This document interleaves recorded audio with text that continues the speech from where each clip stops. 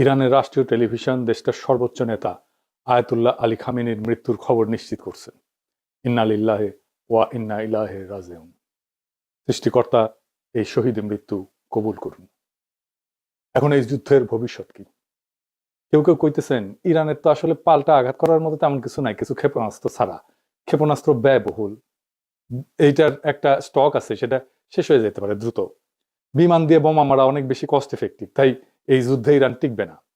তার উপরে আমেরিকা আর ইসরায়েল একসাথে আক্রমণ করছে, আর ইরান ওইদিকে কাতার, বাহরাইন, জর্ডান, আরব আমিরাত, সৌদি আরব আর ইসরায়েলেও একসাথে পাল্টা আক্রমণ করছে। ইরান একা অসংখ্য শত্রুদের সাথে একসাথে লড়তেছে। একা এতগুলো রাষ্ট্রের সাথে একই দিনে যুদ্ধ বাধায় দেওয়ার ইতিহাস দুনিয়াতে আরেকটা আছে কিনা মিলিটারি বিশেষজ্ঞরা বলতে পারবেন। আমি খুঁজে দেখছি, পাই নাই। এটা একটা অভাবনীয় যুদ্ধ, এমন যুদ্ধ আগে কখনো হয় নাই। ইরান একটা মরণ কামড় দিছে এমন ভাবে যে আমি তো মরবই, তোমাদের সাথে নিয়ে মরবো, এই স্টাইলে।